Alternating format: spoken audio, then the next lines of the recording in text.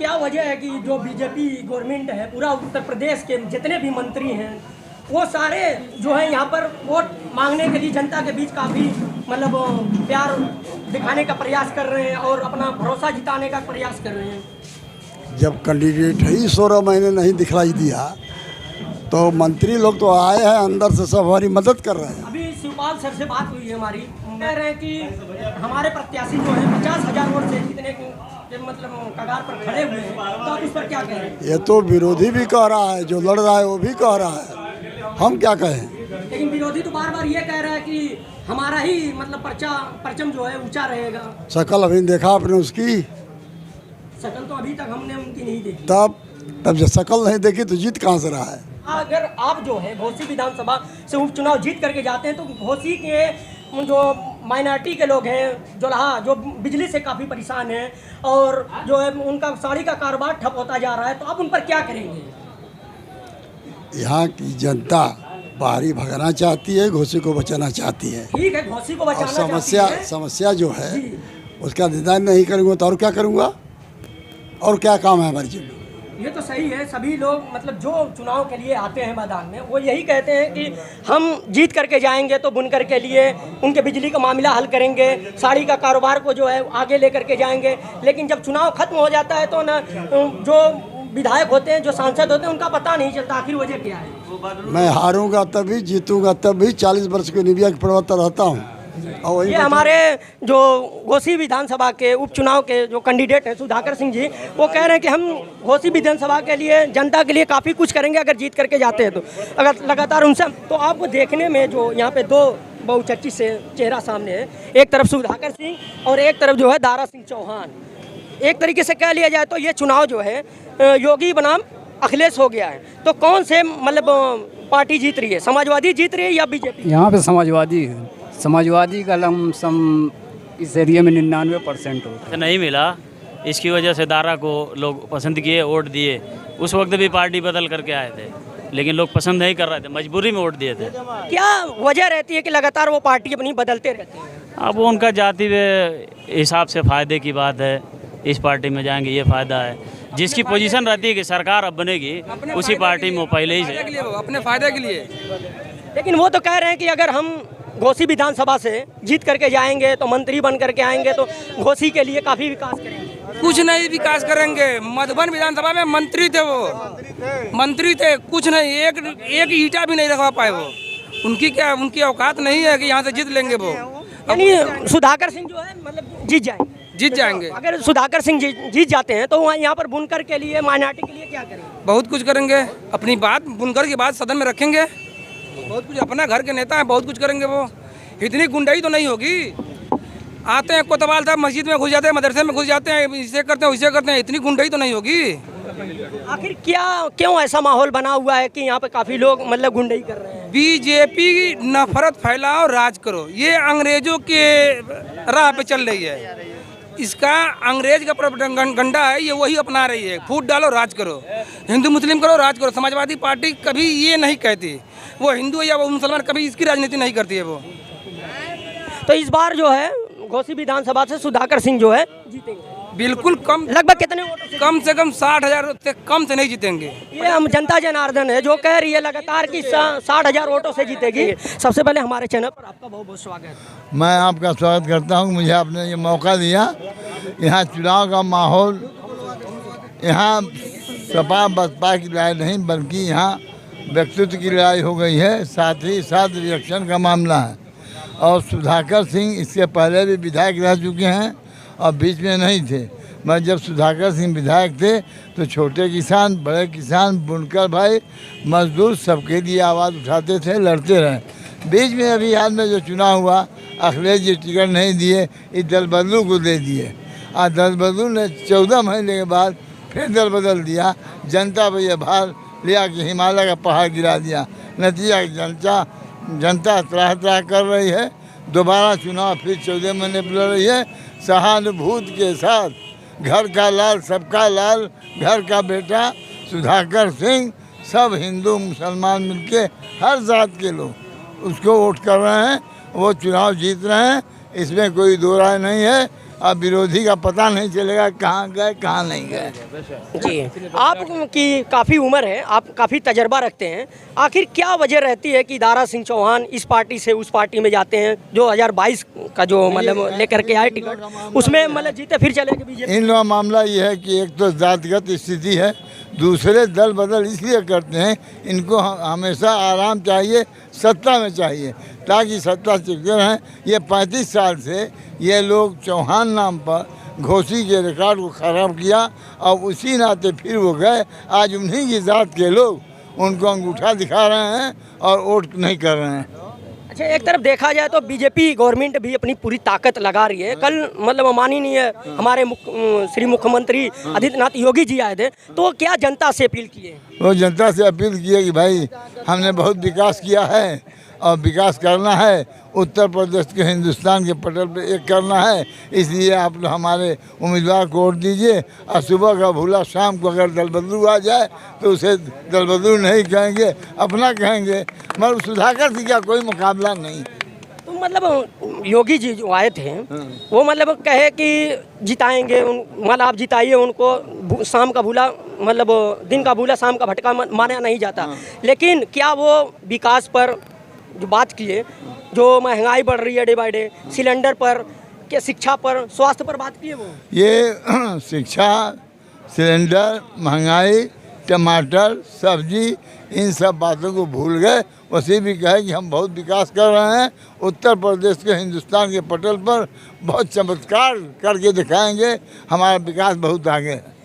क्या उनके आने से इस घोसी विधानसभा के उपचुनाव में कोई असर दिखेगा हमारे मुख्यमंत्री जी के आने से? हमने तो देखा है कि जब जनता मन बना लेती है तो योगी जी नहीं मोदी जी आ जाएं तो जनता अपना रुख बदल नहीं सकती। तो ये हमारे बुजुर्ग थे जो अपनी बातें रखे खूबसूरती के साथ कि जनता मूड बना चुकी है सुधाकर सिंह को विजय बनाने के लिए, तो वही होगा। अब हम दूसरी तरफ जाते हैं, हमारे दोस्त हैं उनसे बात करने के पूरी कोशिश करेंगे। सबसे पहले हमारे चैनल पर आपका बहुत बहुत स्वागत है। जी, हम आशीष राय उर्फ भोला भैया बोलते हैं, लोग मधुबन विधानसभा से हैं। कांग्रेस पार्टी के लिए आवेदन भी किए थे टिकट के लिए, तीसरे नंबर मेरा स्थान भी था। आज हम लोगों की पार्टी का हाईकमान का निर्देश है, गठबंधन जान ही रहे कि पार्टी सपा को सपोर्ट की है। प्रदेश अध्यक्ष माननीय अजय राय जी जो प्रदेश अध्यक्ष हम लोग के पास लेटर है, सब सुविधा है कि आप लोग पार्टी में लग के सपा का मदद करिए और सपा प्रत्याशी को उपचुनाव में जिताने का प्रयास करिए। हम लोग जिल जान से सपा प्रत्याशी माननीय सुधाकर सिंह को चुनाव के लिए प्रचार में लगे हुए हैं। यहाँ की स्थिति की देखा जाए तो जो इसके पूर्व बात हमने सुना क्लियर है कि चुनाव माननीय सुधाकर सिंह विधायक जी चुनाव जीत रहे हैं, अपने दम, अपने स्वभाव एवं अपने कर्तव्यनिष्ठा के हिसाब से यहाँ चुनाव जीत रहे हैं। और यहाँ जातिगत समीकरण की जो बात किया जाए तो हम थोड़ा इस पर सर्च किए रात में, इसके देखे आंकड़ा तो बैलेंसिंग जो आ रहा है जो है, लेकिन बैलेंस की हिसाब से जो देखा जाए काफ़ी वोटों से वो चुनाव जीत रहे हैं। जिसमें थोड़ा सा लोग अगर जो लोग बात कर रहे हैं जो 80 वोट है, 80 और सामान्य जो थोड़ा सा इंटरफियर कर रहा है, इसका जो थोड़ा सा क्या मोटिवेशन बन रहा है, यह चुनाव में किंग मेकर का काम करेगा। समझ रहे हैं किंग मेकर मतलब अभी 80 वोट को किस तरह क्या किया जाए, लेकिन सभी 80 सब लोग सभी साथ हैं, लेकिन इसमें अगर बदलाव नहीं हुआ तो बहुत काफ़ी वोट से माननीय सुधाकर सिंह चुनाव जीत रहे हैं। अच्छा, ये जो उपचुनाव है हमारा 2023 का घोसी विधानसभा का, इससे 2024 में क्या इफेक्ट पड़ेगा ये कांग्रेस को? कांग्रेस को क्या इफेक्ट पड़ेगा अगर यह चुनाव जीत जाता है, माननीय विधायक जीत जाते हैं तो सब कांग्रेस के लिए आप जान ही रहे हैं राहुल गांधी जी कितना कर रहे हैं। जी, कांग्रेस जो है मतलब राहुल गांधी जी भारत जोड़ो यात्रा जो निकाले अब, लेकिन मैं ये पूछने का मेरा मतलब ये है कि 2024 का इलेक्शन जो आने वाला है, ये जो उपचुनाव होता है तो उससे क्या इफेक्ट पड़ेगा मतलब कांग्रेस पर? कांग्रेस पर बहुत बड़ा असर पड़ेगा। कांग्रेस में मतलब ये है कि कांग्रेस आगे के लिए उसके ये होगा कि भाई गठबंधन में हम लोग आगे सरकार बनाने का काम करेंगे। गठबंधन में सरकार बनाने गठबंधन मतलब दम कांग्रेस रखती है इस तरह की गठबंधन का मतलब जो स्थितियां चल रही हैं आप सबको जान है, उसके हिसाब से मतलब और क्लियर रहेगा कि हम लोग सरकार बना लेंगे। ये कांग्रेस के नेता हैं, इन्होंने साफ कहा है कि हम यहाँ पे उपचुनाव जो है गठबंधन के लिए आए हैं और 2023 का जो उपचुनाव है उसमें सुधाकर सिंह को भारी मतों से जिताने का काम करेंगे। हम दूसरी तरफ बात करते हैं जनता जनार्दन से। जी आपका स्वागत है हमारे जी जी जी जी अब इस चुनाव जो 2023 का उपचुनाव है घोसी विधानसभा का, उस पर आप क्या कह रहे हैं? हम यही कहेंगे, यहाँ की घोसी की जनता से मैं अनुरोध करना चाहता हूँ और रिक्वेस्ट कर रहा हूँ कि इस चुनाव को पूरा भारत देख रहा है और इंडिया गठबंधन इस पर डिपेंड कर रहा है, सभी लोगों की निगाहें हैं। और मैं विशेष करके अभी आपने सुना भी, बड़े बड़े हमारे समाजवादी पार्टी के नेता आए थे और सभी लोगों ने माइनॉरिटी के वोटों पर विशेष फोकस किया है। माइनॉरिटी के वोट एकदम बिल्कुल फिक्स है। मैं कह रहा हूँ गट्स के साथ कई क्षेत्रों का मैंने दौरा किया है और मैं आपको बता दूं कि मैं विजय भैया, जब माननीय नेताजी मुलायम सिंह यादव जब देहांत हुआ था उनका, तो दंडवत परिक्रमा करते हुए सोशल मीडिया पर बहुत तेज़ी से वायरल हुआ था। मैं ही हूँ और मैं घोसी की जनता को प्रणाम करता हूँ और मैं कहता हूँ कि अपने लाल को आप जिताइए और बाहरी को यहाँ से भगाइए। ठीक है, आप कह रहे हैं माइनॉरिटी की बात। जब जब चुनाव आता है, चाहे 2018 का हो, चाहे 2022 का हो, ये चाहे ये उपचुनाव 2023 का हो, आने वाला समय जो 2024 का है, माइनॉरिटी की बात आती है, सभी नेता माइनॉरिटी की बात करते हैं। लेकिन जब चुनाव खत्म हो जाता है, यहाँ मतलब माइनॉरिटी के बीच से जीत करके चले जाते हैं, तब उनका पता नहीं चलता है, काफ़ी वो बुनकर परेशानी का सामना करना पड़ता है। मैं बता दूँ, समाजवादियों का इतिहास रहा है, जब जब बुनकर की ज़रूरत पड़ी है समाजवादी सरकार बनी है। भैया की सरकार रही हो या श्रद्धेय नेताजी की सरकार रही हो, आप उठा करके पन्नों में देखिए कि बुनकरों के लिए हमारी सरकार ने व्यवस्था किया है।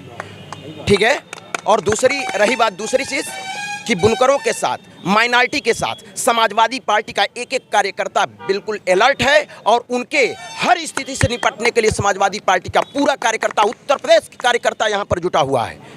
मैं कह रहा हूँ कि लोग जैसे 95% 90% कह रहे हैं, मैं कह रहा हूँ 100% बुनकर बोलते नहीं हैं, वो वोट की चोट देंगे 5 तारीख को। आप देख लीजिएगा कि घोसी में यह जो समाजवादियों का कई कलर मिला करके, कई रंगों का, इसलिए लाल रंग रखा गया है। समाजवादियों का इतिहास रहा है कि हमेशा अन्याय, अत्याचार, गरीबी, बेरोजगारी और सड़क पर अगर कोई लड़ाई इस समय लड़ रहा है तो केवल समाजवादी पार्टी का कार्यकर्ता लड़ रहा है और यह इतिहास कायम करेगा।